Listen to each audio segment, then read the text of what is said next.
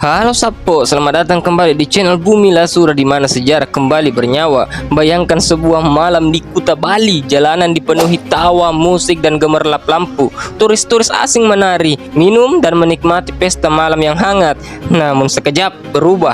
Sebuah ledakan dahsyat memecah keheningan, api menjulang tinggi, tubuh-tubuh terlempar dan suara histeris memenuhi udara. Malam itu, 12 Oktober 2002, menjadi malam yang tak pernah dilupakan dunia. Ratusan nyawa melayang, ratusan lainnya terluka dan Indonesia tercatat dalam sejarah kelam aksi terorisme internasional.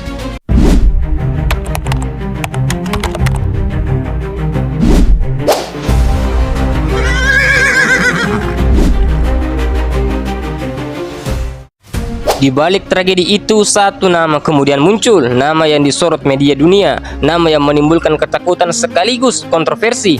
Dialah Imam Samudra. Pertanyaannya, siapakah sebenarnya Imam Samudra? Bagaimana perjalanan hidup seorang anak kampung yang religius berubah menjadi sosok yang disebut sebagai otak di balik bom Bali? Dan seberapa berbahaya sebenarnya figur ini bagi Indonesia maupun dunia?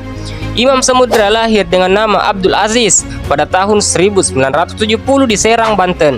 Ia tumbuh di lingkungan keluarga sederhana dengan didikan agama yang cukup kuat. Sejak kecil, ia dikenal rajin, cerdas, dan sangat gemar membaca. Teman-teman sekolahnya mengingatnya sebagai anak yang pendiam namun tekun.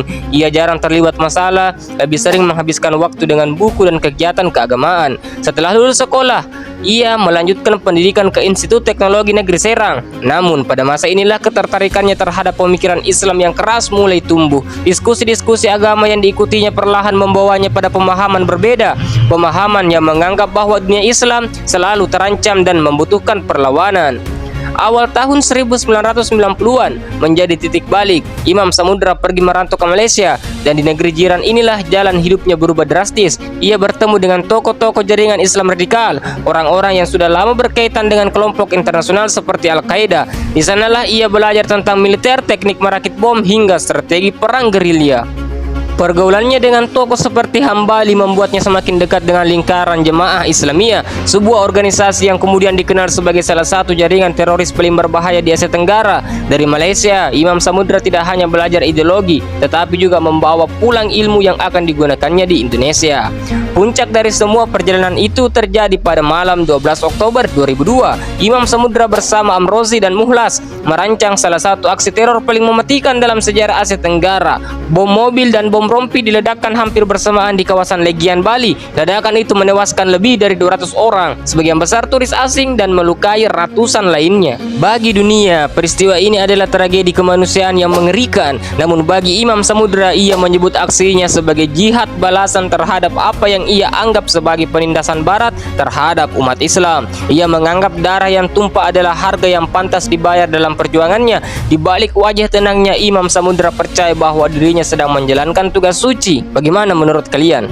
Tak butuh waktu lama bagi aparat yang memburunya. Pada November 2002, Imam Samudra berhasil ditangkap di Pelabuhan Merak. Saat digelandang, ia tidak tampak menyesal, bahkan tersenyum tenang. Di ruang sidang, sikapnya sama sekali tidak berubah. Ia tidak menunjukkan rasa bersalah, justru ia menulis sebuah buku berjudul Aku Melawan Teroris, sebuah karya yang sangat kontroversial karena di dalamnya ia menyebut bahwa teroris sejati adalah Amerika dan sekutunya, bukan dirinya. Ia menolak disebut pelaku teror, melainkan pejuang. Vonis yang dijatuhkan kepadanya adalah hukuman mati. Namun alih-alih takut, Imam Samudra justru menyebut kematian sebagai jalan menuju syahid.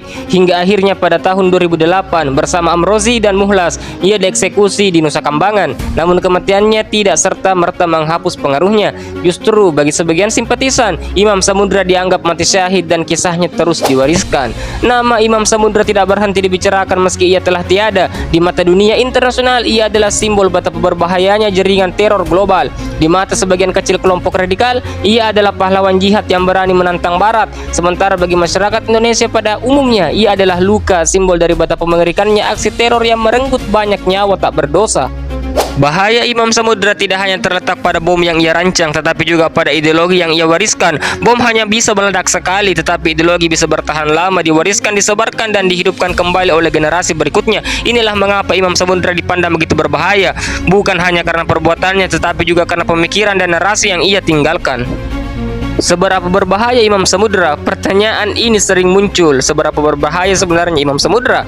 Bahayanya bukan semata pada jumlah korban yang jatuh akibat ledakannya, tetapi pada kemampuannya membungkus kekerasan dengan dalih agama. Ia tidak hanya bertindak, tetapi juga meyakinkan orang lain bahwa aksinya benar. Itulah yang menjadikannya berbahaya, karena seseorang yang bisa menginspirasi kebencian memiliki kekuatan yang lebih besar daripada bom itu sendiri. Kisah Imam Samudra adalah cermin bagi kita semua. Seorang anak muda yang cerdas dan rajin bisa saja terseret ke jalan yang salah ketika ilmu dan agama dipelintir oleh ideologi kebencian.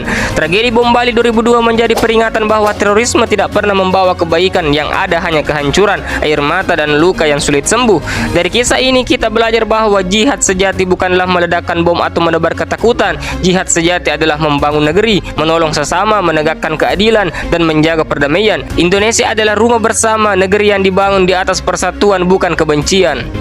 Maka biarlah nama Imam Samudra menjadi sejarah kelam, bukan inspirasi masa depan. Karena yang kita butuhkan hari ini bukanlah ideologi kebencian, melainkan cinta, ilmu, dan kerja nyata untuk bangsa. Bagaimana menurut kalian? Apakah Imam Samudra hanya seorang teroris berbahaya, atau ada hal lain yang bisa kita jadikan pelajaran darinya? Tulis pendapat kalian di kolom komentar dan mari berdiskusi dengan cara yang bijak. Jangan lupa like, share, dan subscribe agar channel ini bisa terus menghadirkan kisah-kisah sejarah dan kontroversi besar yang patut kita renungkan bersama. Sampai jumpa di kisah sejarah menarik lainnya. Salam sejarah.